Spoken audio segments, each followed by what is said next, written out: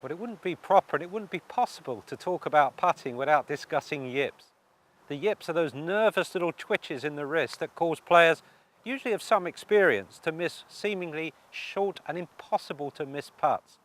What's really happened is a combination of poor technique and then a poor memory reservoir, too many bad putts missed under too many important circumstances, and the golfer literally becomes paralyzed with fear.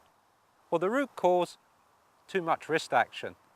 And it's usually the left wrist that's been overtaken by the right wrist's urge to hit the putt, or vice versa, the left wrist doing too much work.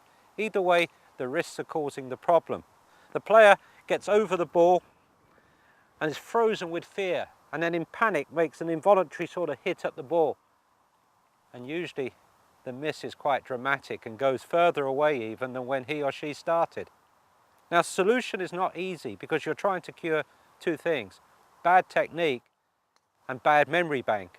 And it's very difficult to erase the memory bank of misses, but you have to make a dramatic change in the technique. Now, I've seen Bernhard Langer use many different techniques to overcome his problems with the yips. He's not the only one that's been successful, but it's interesting to look at how he went about changing. He put the shaft through the left arm, actually touching the inside of the left arm there, and assembled a grip like so. And by doing this, he was able to stroke putts without the wrist breaking down, so that when he had a putt, he would make the putt and keep the left wrist very firm as he went through. Now, that seemed to work for a while, but even he got overtaken again, and he went for a longer putt where he used the chest starter putting and uses the right hand away from the left. That's a viable option.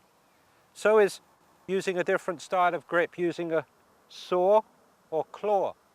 These techniques promote a movement of the shoulder, where the shoulders are doing the work, the arms are doing the work, but not the wrist. Now, it's your choice on how to beat these yips. Usually it's best done with the help of a PGA professional who will look at your own causes and say to you the solution that he would recommend. But ultimately you're on your own. You have to go out there and make technical changes, but you also have to learn a whole new way of thinking.